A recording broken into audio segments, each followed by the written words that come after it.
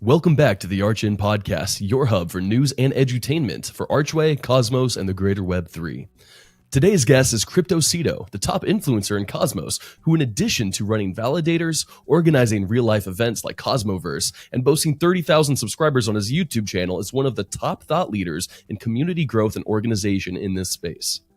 Today, we discuss his motivation to continue producing and bettering his content, the current state of the Cosmos ecosystem, and narratives we should lean into to help grow it, current and future funding avenues for content creators, keys to community building, and the framework of a good airdrop. You can support Cryptocito by subscribing to his YouTube channel and delegating to stake Cito validators live on many of the Cosmos chains. Enjoy. The views, thoughts, and opinions expressed are the speaker's own and do not represent the views, thoughts, and opinions of Phi Labs or the Archway Protocol. The material and information presented here is for general information purposes only. Welcome back to the Archway Podcast. I'm your host, Eric Weisen, and joined today with special guest Cryptocito, with 29,000 YouTube subscribers and over 64,000 followers on Twitter. Really the number one influencer in the Cosmos space. Dude, thanks for joining the show. Yeah, thanks for having me on. I really appreciate and love being on the other side of the interview sometimes. So glad that you guys invited me. Well, obviously everybody who's really familiar with Cosmos knows who you are. You've been the number one evangelist, really, of helping spread the Cosmos good news to the everyman, helping scale the community instead of just scaling the tech. But for those people who are just tuning into our show, will you give them a little bit of background about who you are, how you got involved in crypto and Cosmos? Yeah, so I stumbled upon crypto sometime in like early 2017. I was studying back then. I actually studied economics and Chinese, so I studied the language of Mandarin. And you know, as students are, we just had a lot of time to like think about life and what we want to do in the future. So we somehow, heard about Bitcoin, and that's where we really started to dig deep into the concept of money, decentralization. What is money? How do central banks work, right? How does everything work? Transfer of value, all these kind of things. So when I really understood that for the first time, I was like, Bitcoin is here to stay. Like crypto is a revolution. And took a while for us to also then start investing and, putting our hard-earned students' money into crypto, which we then lost everything in 2018, 2019. But we sticked around. I actually doubled down in the bear market 2018, 2019, which at the time I was doing an exchange year in China as part of my study program. But in China, I really understood like there's a huge industry that's being built and there's a lot of developers. There's a lot of money that wants to get into this market, but it's still very early days, right? And back then, crypto was pretty much dying out. Liquidity was drying out. Nobody cared about it. People just left the industry. So when I saw like, okay, this is kind of like hitting a bottom here, I actually even got more excited about it. So I just, scooped up as much as I could and tried to also make money on the side to like get all in on crypto. And obviously by doing that, I also did a lot of mistakes, right? So I pretty much did everything wrong, right? I had money, like coins on exchanges that don't exist anymore. I got hacked, I got scammed. I had my private keys online that, obviously got rocked. So I did everything wrong. And then when COVID started early 2020, I thought, I made all these mistakes and I've been quite, around for a couple of years at least, like 2-3 years full time, like researching, trying to understand. So it's like, I just start a YouTube channel and record and see where it goes, right? Everybody was stuck at home anyway, so what else you do? So I did that, tried to like cover everything and nothing, and then somehow stumbled upon Cosmos because I had some Atom coins that I don't even know where I bought them, but they just were in my wallet. So I was like, okay, either I do my research now or I just sell it. Thankfully, I decided to do my research. Met Jack Zempolin, this is sometime late 2020, who then walked me through IBC. This was pre-IBC launch, so what the concept of interoperability is, how IBC works, and that really resonated with me. Also, this app chain thesis, the kind of like philosophy that we will not kill ETH, or we will not be the Bitcoin killer, or we're not better than this or that. We're just trying to like build Web3. So I like that idea, and from there, I guess the rest is history. Dude, that's fantastic. A lot of similarities. I got in the same time. I studied economic philosophy. That's how I kind of found my niche here. Nice. But that's no, that's wonderful, because back then, some context for people who are newer, there was no IBC, there was no 50 plus app chains that are all connected. Like, there was just kind of this buzzword of interoperability that everybody threw on their pitch decks, but the tech really didn't exist. And so now we know that Cosmos does have the best tech, but even back when like Tendermint was founding, like the consensus algorithms, like everything was theoretical. It's like, well, we think we can do this. And right now we're like, well, we think we can do interchain contracts, but we're really at the budding edge of everything that's becoming, that's becoming the new tech that everybody's going to use 10, 20 years from now. So we're here at a great time. And it's awesome that you had the guts, the gumption really to double down and to buy in the bear market. That's why I think it's good to like also be surrounded with people that maybe have at least one cycle behind them, because that's, you know, how you learn. That's how I learned from these people, you know, that have been around in crypto 2013, 14, you know, when I joined in 2017, 18. And it's just like, this is all a cycle, right? And it goes up a lot, then it goes down a lot, but the tide is always higher. You just have to be persistent and, you know, try to keep your emotions under control, because it's a highly emotional market and everything we do is also super experimental, right? But yeah, it's exciting. I think I don't regret anything. So there we go. You felt all the scams, you went through all the mistakes that new people made, and then you started this YouTube channel to help the other new people that follow you to not go through the same issues, get their research aggregated in one place in ways that they can understand. You've done an awesome job with that, and you've scaled since starting this at the beginning of COVID to now really being the number one influencer in the Cosmos ecosystem, and one of the top ones, in my opinion, in the crypto space. So what motivates you to continue improving your channel? Thank you, first of all, for the very kind words. I think, honestly, like for me, since the beginning, it's always been to just publicly learn, to be honest. You know, like the purpose of my channel predominantly is to interview founders, builders, developers, right? I have hundreds of interviews on my channel, predominantly in Cosmos, but not only Cosmos, right? And I also want to express this multi-chain philosophy. So I don't want to be Cosmos only and everything else is a scam. I had Emin, the founder of Avalanche, on my channel. I had the founder of Hedera on my channel. So I like other ecosystems and want to find out how they think and do. And I think that's kind of like part of my motivation, is to just publicly learn, you know, share some of the experiences. I also run this public investment challenge where I just want to like walk people through where to click, how to do DeFi, right? It's more about the learning aspect. But obviously the investment part is very catchy for people. So, you know, airdrops, I do a lot of videos about that, which obviously a lot of people are in it, right? And it's also fair. I think in crypto, there is a lot of free money actually if you do airdrops. And, you know, I actually hope you guys are also going to do one. So let's see.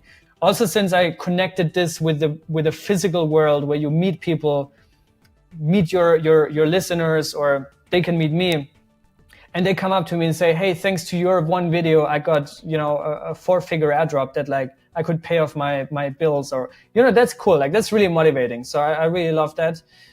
For me, it's also about connecting people, meeting people, and yeah, it's a great time. And I think it's been a good decision to do that. And yeah, I just continuously try to like get better, improve my setup. It's also highly competitive, obviously, with other content creators, right? You always have to be like fast in, you know, delivering content, but it's fun. Yeah, well, it's been cool seeing you grow and seeing the channel continue to develop, and like that, that you're getting beyond Cosmos and whatnot, because it does give a lot of context to people who might just be in our echo chamber. Like, why not Polkadot? Like, what do they have different than us? Where can we get better? How can we grow? We see a lot of governance proposals coming up for like our next steps. And one of my concerns with crypto is that it's a bunch of the most brilliant developers in the world and not a lot of the best like economists. And so like I was against Atom 1, Atom 2, but we see some people that support one of them or the other one. Is how do we push forward? And having context outside of our echo chamber really does help with that. Yeah, I agree. I mean, that's also, I think, why I like Cosmos so much, is because like in general, the Cosmos philosophy is to be collaborative, right? There's a lot of mutual respect with Cosmos developers and Ethereum developers or parity developers. So I really like that idea, because one of the reasons why I started a channel as well was when I started early 2020, that was when the toxic Bitcoin maximalism was at the peak. I'm sure you remember those times when everything was a scam, right? Everything except for Bitcoin is a scam. So I wanted to like make a video that, I believe that's not the case. And there's a huge revolution going on in DeFi and also eventually NFTs, right? So yeah, I like to have always an open mindset and, see what other ecosystems are doing and how other people think. So with the Cosmos right now, while we are kind of in between future directions, and we have a lot of new narratives spinning up with ICS, mesh security, we still have a lot of app chains coming out, but then also new ways of scaling app chains, be it Saga or Dimension.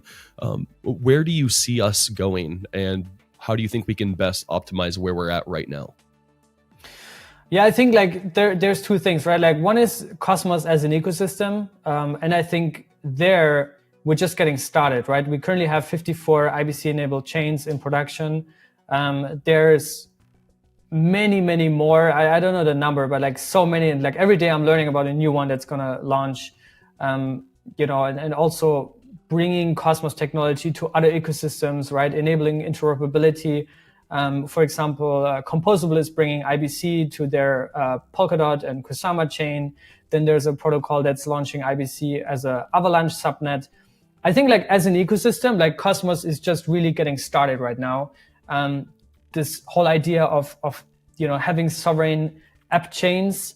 I did my research on Polkadot and Avalanche, and I really like their concept, but parachains in Polkadot or subnets in Avalanche are not fully sovereign as they are in Cosmos, right? I think really Cosmos has truly full sovereignty of app chains, and I think once people really understand that, we see also a lot more hype around it and also education around it, which is also why we see protocols like DYDX, for example, just migrating over and launch their own app chain, because it does have a lot of benefits. So I think overall, we're just getting started in Cosmos. When we talk about shared security, I think that's where Cosmos is actually lagging behind. As you mentioned, interchain security or replicated security, which is coming now to the Cosmos Hub this or next month. That's going to put the Cosmos Hub specifically more into the footsteps of the relay chain in Polkadot, for example, which could also accrue a lot of value for Atom and like really be a strong value accrual mechanism for Atom as an asset, which is oftentimes being represented or understood as like, Atom is representative for Cosmos, which actually it's not, but it's kind of like everybody thinks it, so it kind of is. But I think when it comes to shared security, there's a lot of exciting stuff that's coming, and it's also much needed, right? So interchain security, probably the first step. Mesh security, probably within Cosmos, kind of like a big revolution. But then the end game would probably be, imagine if the Cosmos Hub would secure the Polkadot relay chain and vice versa, and Avalanche subnets secure Osmosis and vice versa. Like to really have a like interoperable network of mesh security, I think that's really exciting and probably also where crypto is headed in the future. But yeah, I feel like overall Cosmos is just getting started, and there's a lot that's in the pipeline. What's really needed though, I think developer-wise, it's growing and growing and growing. What's really needed now is a big liquidity injection. We're like, we need more DEXs, we need more alternatives, we need more DeFi, more NFT volumes, right? I think that's what's needed before Cosmos can go really viral. But honestly, I think it's just a matter of time. So let's see. Yeah, we're definitely fostering innovation, and where innovation starts, the liquidity, all the money really will follow. So we're in a good place at a good time. Now, one of my issues with Cosmos economics in general is that it really, in my opinion, overfunds validators, which are like securing the network, yes, but not even in an optimized way for securing the network. And it doesn't really cover a lot of other costs that are imperative for the growth of a network, which I believe should be decentralized through inflation. And one of those is public goods, as we've just seen we're recording this on the 2nd, so really recently, that Confio is talking about stopping their public good services when they're one of the core contributors to Cosmwasm, as well as content creators and people trying to spread awareness and grow the community. How can we better fund this? And for new content creators or people who want to join the space and really help spread the good news, how do you think they can best get funded? Yeah, I think there's two angles to this. One is like the funding of public goods, which, as you referred to, Confio, they have been building core infrastructure, right? They're the core, entity that's been developing Cosmwasm, the smart contract environment in Cosmos. So I think for them, there should be some sort of either like a decentralized interchain treasury that funds public good development, or technically, this is what you have in pretty much every other ecosystem. You have the core foundation in the ecosystem, which in Cosmos is the interchain foundation, right? To like support with funding, which, as of my understanding, I'm not like too familiar with the case, but I think that's what they did up until recently. But I think they're going, through some restructuring. So that's kind of like, I think, the byproduct of the fact that Cosmos does not have a centralized leadership or a centralized organization that runs everything, right? If you look at who is organizing the hackathons in Cosmos, who is organizing the conferences, who is funding the development, it's pretty much all like independent development teams, which has benefits and disadvantages. The case that you mentioned, I think that's a disadvantage, and there should be a solution for it. One way could be to set up a decentralized treasury, like a grants DAO or something that is funded by different community pools from like core chains in Cosmos. That could be one way, or to restructure the ICF to support that. Another layer is, as you mentioned, content creators, people that have clear businesses or use cases that want to request funding. And I think we've seen historically, people just requesting funds from the community pool, which I think so far has been okay, right? We also did that with Cosmoverse, for example. We went directly to the community pool and requested funding, and it was, it went through with like 95, 96% approval. But I think moving forward, that's also something where you can have sub-DAOs to fund certain aspects, right? One could be to fund development, one could be to fund content creators, one could be to fund marketing initiatives on a larger scale, like conferences, for example. So I think that the future is, and that's where I also see the conversations right now happening in the community, is like really to go with this DAOs and sub-DAOs concept. And that's also like the Cosmos spirit is the community does a lot, contributes a lot, has a voice. So yeah, it should be there already technically, but I think it's just work in progress. So it's gonna come. Yeah, I think there's a lot of future in having sub-DAOs manage a lot of things, especially funds. We'll be building out a lot of that infrastructure on Archway as we have kind of treasuries built in with recurring revenue. So I'm not sure if that's going to stick. But we did see Prop 89, Cosmic Validators, did get it passed through community pool. I was a little contentious to get content creation funding. I'd be interested in seeing Confio go directly to the community pool, while inflation goes to the validators, like kind of to help decentralize payments as a miscellaneous fund. That's what the community pool has created, where it is like then governable and manageable by the DAO. So I was happy to see the tax increase. And while we're seeing a lot of weird conversations take place about who should be able to get to use it and for what, that's really a lot of how we're going to help with the direction of the future community. Yeah, I agree. And I think specifically to Prop 95, in general, I'm all for, compensating content creators, because being a content creator myself, I know how much work it is. And I know how much, how much it takes to like get to a level where actually anybody watches your videos. Like the first videos I did for months, or even almost a year, nobody watched it, right? I had to tell my mom, my sister, my friends, can you please watch it, or just let it run through. Don't even have to listen. Just let it run through for the algorithm, that's how you start. So, and it takes hours to make one video, and then you record it 10 times because you don't like the angle, you don't like your voice, you don't like how you said things. So it's a very time consuming thing. So I generally like when content creators do that. In that specific case, and I, like initially I was like, yeah, that's cool. But then I think we also changed our vote and our opinions. But it kicked off the conversations around how to fund content creators. There's many ways to do that, right? For example, I have a channel sponsor that I'm collaborating with. I also help them to, refine their communications, their own content strategy. But everybody's free to do whatever they want. But I think in general, it should be a cool option, and it shouldn't be very strange to like come up with the idea to request funding from the community pool, which is there to grow the ecosystem, right? And onboarding new users grows the ecosystem. So that's how I think about that. I agree. And there's an opportunity cost of like limiting the content and being exclusive to Cosmos. It's easy to say like, oh, we'll go monetize. Like that's up to you. It's like, well, I can, but I'm going to have to go to these different audiences that are larger. If you want me to make content that like specifically is going to be helpful for you guys, if you don't have a large enough community to make that monetizable inherently, then I'm going to need subsidies. So there are a lot of different ways to go into it. It's easy to say, oh, get money elsewhere. But if we do want the content that they're going to create, like it is, the burden is on us. Speaking of communities, we're early on in Archway. We haven't launched yet. We haven't airdropped yet. And yes, we do plan to.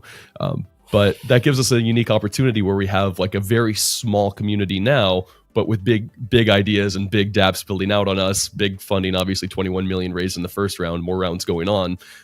How would you advise building a community? Like just if you were God and you got to design it, what steps do you take? I think what a lot of projects get wrong is thinking to like game the algorithm, right? Or like we need to make a tweet that goes viral, or we need to be here or there. I think what's really like the secret to building a community is to just be authentic, right? Like just be yourself, explain what you do, have also a good way to communicate, right? I think what you guys are doing also with the podcast is amazing, right? Like this is great.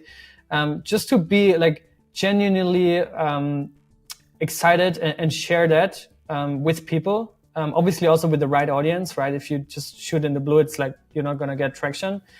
But I think a lot of projects are just lacking that base layer of authenticity. I don't know if that's the right word, but yeah, just be authentic, and build cool stuff. Focus on building, and yeah, have a smart way to communicate. Also, just maximize the tools that social media gives, right?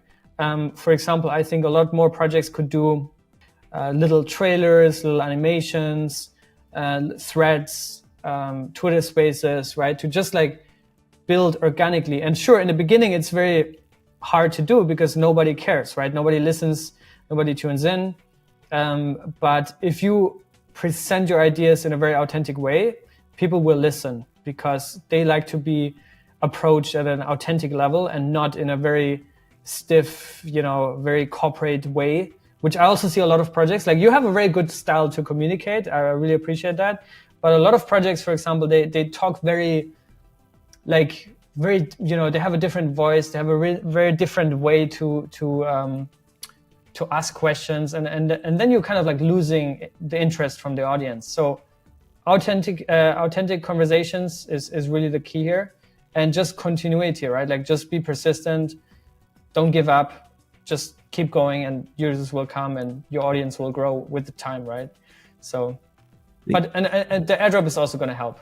Yeah, no, thank you for that. Yeah, definitely push towards authenticity. I like that. And being multilingual and having done events all over the world and lived all over the world, different places, what communities do you think that we should focus on touching, and what languages should we really play into instead of just everything for the US and English speaking? I'm a Colombia maxi, so everything Spanish. I think the Spanish, or especially the LATAM community, is growing very fast. We just had customers there last year. Spanish is actually the second most spoken language after Mandarin in the world. So there's like 600-700 million Spanish natives, Spanish speakers. So that's a giant market, fast growing. Argentina, Venezuela, Colombia, Mexico, those are giant markets. And also Obviously, Southeast Asia, there's a lot of regions, right? I think Vietnam has a giant crypto community, and also Turkey, right? So that's also going to be the venue for this year, Cosmoverse. We did our homework, we did our research, and Turkey is just also a giant crypto market that has a giant crypto population, but it has relatively low awareness of Cosmos. So we're trying to fix that with Cosmoverse. But honestly, I would just always go where you have a high crypto population and focus on these specific markets. So I would say Spanish, probably Vietnamese, and Turkish are the big ones here. Awesome. So yeah, you're bringing up Cosmoverse, and you're doing a wonderful job continuing to use your growing platform to boost and to continue pushing forward Cosmos evangelism, really going and reaching out to new communities, trying to bring in new developers, bring in new community members, investors, just growing the pie instead of dividing it more and more. How else can we foster the growth of Cosmos? That's a very good question. Yeah, I mean, I like, physical events. I think also we should, we talked earlier about what we can learn from other ecosystems. There's actually a Twitter account. I think it's called like Solana Hackers House or just Hackers House. I don't remember. But Solana is doing smaller hackathons or actually big hackathons every other month. Like it's insane. And I think just independent organizations hosting more offline events, going to the regions. This also goes back to your previous question. Like if you want to target an audience or build your audience, you also have to know your audience, right? So for example, if you say, hey, we want to onboard new developers, there's a giant demand, there's a giant amount of developers, for example, in Bangalore, India. Don't just go there and, hope for the best. Do your research on the market, right? Like, how do they operate? How do they work? What do they want? Where do they stand? Like, what information do they need to really, really onboard them? So I think physical events, we can never have enough of these. We actually have way too less in Cosmos. And just more community building in the sense that, you just engage more with your own community, you educate them, how to use Cosmos, education around IBC and all this stuff is super important. We also have a lack of content creators in Cosmos, to be honest. So yeah, but I think also, what you guys are doing is great. So those initiatives are super important. Education, especially through offline events, but also more content for, the online community. Thank you for the sagacious advice. We're trying our best in that. We've got Area 52 trying to make that the Cosmosm like learning platform that's gamified like Crypto Zombies, but better for everyone to come into crypto or into Cosmos, specifically into Rust. We're doing more with colleges. So Valeria and Kyle from Phi Labs just went and talked to the Oregon Blockchain Club, and we've got a bunch of other clubs we're partnering with. So we're gonna try to do more hacker houses as well. And just really from the Archway side, we're going to try to make one seamless user interface, user experience, really, that people can access the rest of the Cosmos hub from one spot instead of having to familiarize themselves with each chain, how they work, get all the different tokens for gas, just access everything easily. And so hopefully we can make it easier, make onboarding easier and more seamless going forward. We're going to try to contribute. Yeah, I think that's the key here, really, like to make it easy for people, especially newcomers, because people on Cosmos Twitter, we're just talking about the latest governance proposal and, there's always drama, but there's a giant chunk of the people that are not even familiar with Cosmos. So we need to reach these guys and onboard them with simplicity. I really like that, as you said it. So yeah, glad to also support anything. That's like one part of what we're doing also with Cosmoverse is like we have this one big event every year, right, which is the Cosmoverse conference. But then we also do Atom events around the world. So we want to build satellite communities, Atom Denver we did, Atom Punta Cana, Atom Santo Domingo, Atom Bangalore, we did it also last year. So we want to build these smaller networking events that don't have any agenda. It's just like, get some cosmonauts together, drinks, food, and talk, right? And that's also how you build synergies and also build a more cohesive community, which is really, really important. Yeah, we'd love to touch base and see if our ambassador program can help out with that. That would be great.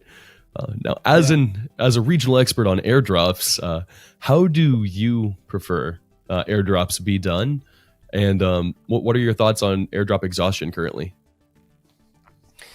Yeah, that's a very tough question. And I don't know the answer to it. I think it really depends on your target audience, right? So really think about, because like when projects do airdrops, in the first case, they don't do it to make us rich, right? They don't want to like give us free money that we sell and then, go travel or whatever.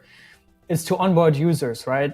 So I think as a project, I would really think about how can I maximize the conversion for airdrop recipients to become users.